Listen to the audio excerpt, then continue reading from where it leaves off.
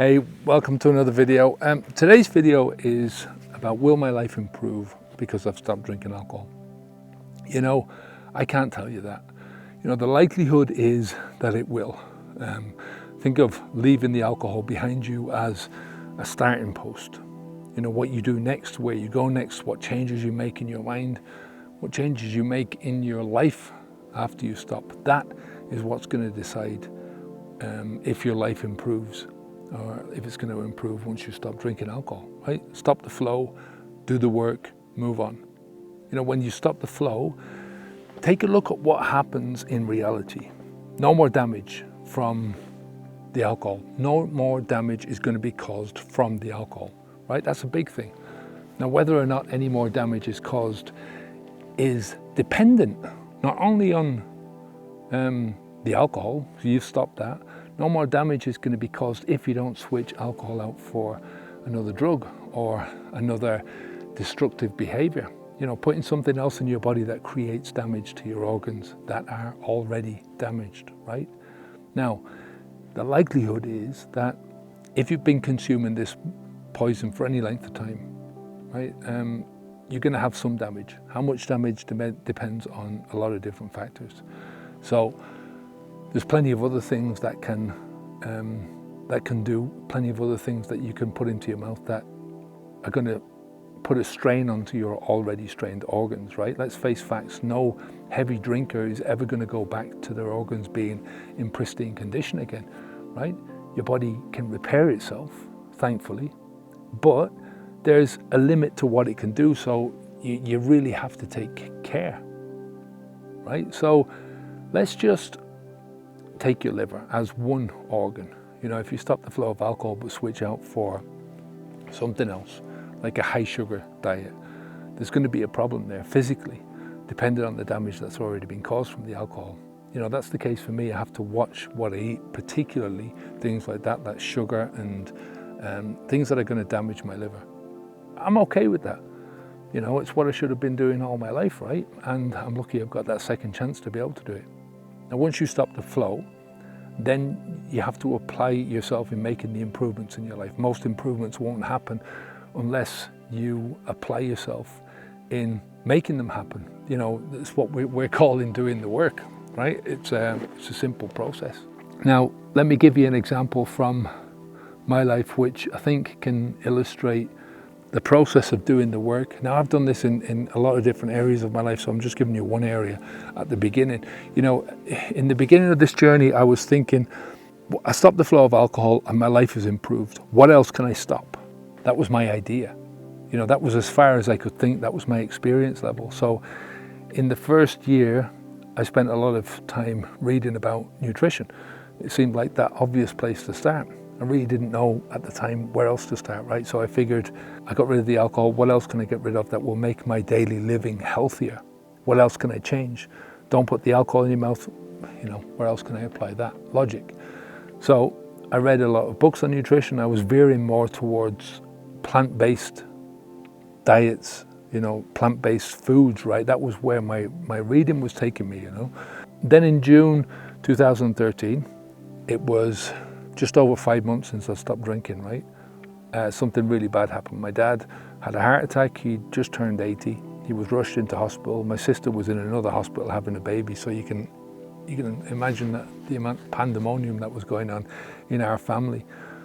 You know, he was, they told us that he wasn't coming back out. So like I've said in other videos, I've got 4 brothers and 4 sisters and they're spread out all over the place. So we had to get everyone coming over because we didn't think he was going to come out. So everyone had to kind of come over and say goodbye to my dad. All the doctors I spoke to said he was unlikely to recover. His diet and lifestyle had contributed to his condition and they didn't think that he was going to come out of hospital again. So I remember talking to one doctor just outside his room, within eyeshot of my dad. And I looked over at him at one stage. He was lying in his bed. He had all these tubes and machines and all that kind of stuff around him. And he was just staring across at me. Now, my dad was a tough old soul, right? He always was. A real man sort of, I think, in the old-fashioned sense. Very tough, very hard-working, tons of character, loads of perseverance in his life. And that look that he gave me was fuck that if you think that this is the end, pal, right? And he did come out of hospital. He did make some changes in his life, you know. I remember everyone being around him. We were all so delighted. I mean, it took him a while, but he did come out of the hospital. He made those sacrifices in his life, and it bought him another few years. And because of that, because of what the doctors were saying to me, I pushed myself, I suppose, to, you know, stopping drinking alcohol is a radical thing. It can be viewed as a radical thing, but it's not really radical to stop putting the poison into your body. At the time, I was pushing myself to do the most radical thing that I could think of, which was to switch to veganism, or almost veganism, 99.9% veganism. My dad used to call me a vegan. Every so often I would have an egg, that kind of stuff. But for 8 years I didn't eat meat, I didn't eat fish. I stuck to 99.9% vegan diet, like I said. And after 8 years, I read a lot more about nutrition. I had 8 years of the effects of the vegan diet on my body, right? And I decided that meat was more of a morality choice than a physical choice, right? And I don't want to go into it too much in here, you know, because, you know, there's some vegans out there, and I'm not saying that it's a bad diet. It just wasn't a good thing for me. You know, my nutrition was then, and it still is, a work in progress, right? I've done a lot of experimentation over the years. I've had a lot of crazy diets. I've had tried a lot of different things out, and it's been a lot easier to see the results without the alcohol skewing how I felt, you know. You know, a lot of the time, all you can go on is the way that you feel. So I could have shown you many different areas of my life where I'm doing the work, right? Doing the work to move on to something better. But it's a continuous thing. You have to look at this like a continuous thing that you're going to be doing for the rest of your life. Something that has to be done in life anyway. If you want to grow, if you want to work on yourself, you've got to work on yourself. You know, now, the best place that I can suggest that you start is to figure out the basics. Where you are right now. Who are you right now? You know, what are your values? What are your perspectives? Understanding where you are is crucial. If you don't understand where you are, how the hell are you going to figure out where you're going to go or where you want to go? And if you don't figure out truly where you want to go in life, you know, how can you plan anything? You know, if you've got no direction. So I always think that, you know, in terms of values are the most important things, and sometimes our values are not our own values, the stuff that we've taken on from somebody else. So I think it's an important first step to figure out what you value, what makes you happy, what makes you sad, what brings you pleasure, what gives you pain, and how are you going to set yourself real and tangible targets to aim towards, goals which are not just more of the same old thinking, same old stuff that's kept you drinking for all these years. You know, this journey is not about stopping drinking alcohol. That's just the essential starting point. It's the first step. First, stop the flow. Once you do that, everything else is moving away from the thinking that kept you drinking. Everything else is about changing what's going on up here. You know, so you can change what's going on out here. You know, what's going on up here is a lot to do with reactions to the world, or reactions to your behavior, reactions to other people. So a lot of that's got to change, you know.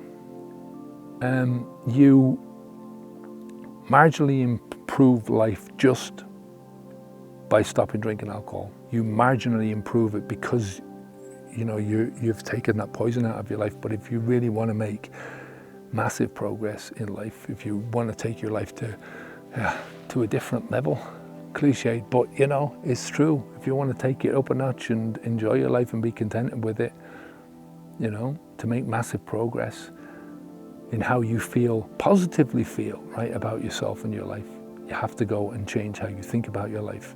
You know, there's two mistakes that I see in people all the time when they're stopping drinking alcohol. The first is that they think that just stopping drinking alcohol is enough. It's not. It's nowhere near enough, right? Second, people unplug from the alcohol, but they still believe that the journey has got anything to do with the alcohol moving forwards, and it hasn't. You know, that's part of our culture. that you're going to be an alcoholic for the rest of your life. Fuck that. No chance. Am I going to be you're consigning yourself to a straitjacket. You're getting rid of one straitjacket and you're consigning yourself and putting on another one. What bullshit, So the journey starts with unplugging yourself from the alcohol. Once you stop the flow, then, and only then, can you start unplugging yourself from the alcohol habit. And finally, it's time to start unplugging yourself from a certain mindset. Whatever it is, it's instant gratification mindset, instant gratification thinking. Thinking that you can get anything in the moment that's going to give you something in the long term without work, right? That's what the alcohol is. That's what drugs are, It's like, that's what people going to the doctors and taking medication to treat nothing but the symptoms, Instead of doing the hard work. If you want to lose weight, stop eating the food, get out and exercise. Don't go to a fucking doctor and expect the doctor to give you a pill, because that is not going to help you. Don't go and seek out surgery. I know there's some people that have to do that, but it just makes me mad. You've got to get rid of the instant gratification thinking and replace that thinking with growth mindsets, with positive values, and then you turn both of these things into principles that you live by. This is a key thing, right? It's principles. These are rules and laws and regulations and barriers and frontiers that you have in your life that you don't step across. You live by that no matter what. And you can't get your principles without first having the values in place, what you value in life, what you're trying to get in your life. So you don't do these last two things without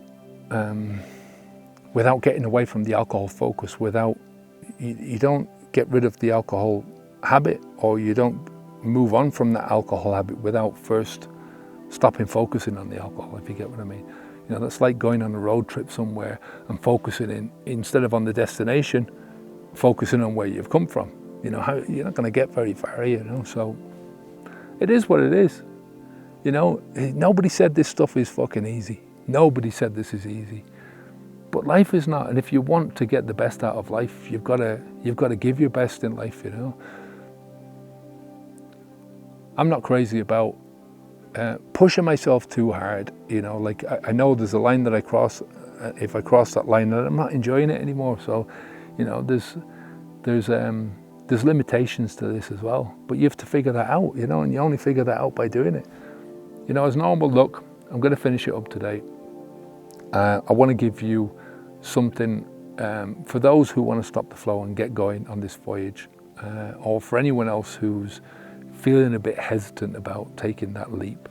And that's our beginner's guide to unplugging from alcohol. This is a very gentle introduction to some of the basic concepts and ideas that can really help to ease your mind about this journey, to make that decision a bit less daunting, to make the decision and the journey on the other side of that decision a bit more approachable.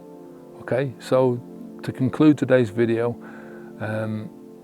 the journey from unplugging from the alcohol habit is not just about stopping the flow. It's the beginning of a much deeper journey, right? Exploring who you are and who you can become without this straitjacket holding you back. It's about embracing the unknown, challenging old habits, and shaping a life that is really going to resonate with you moving forwards, with who you truly want to be in life. And I think with the right tools, with the right guidance, and some shifts in your perspective, and sometimes it's not a huge shift that you have to make. Small shifts in your perspective sometimes can open up possibilities that are absolutely massive. So take the leap, stop looking back, focus on the next boundary. Living a life that you don't want to escape from is waiting just beyond that boundary. So listen, take care of yourself. Speak to you in the next video. Onwards and upwards, eh? Bye now.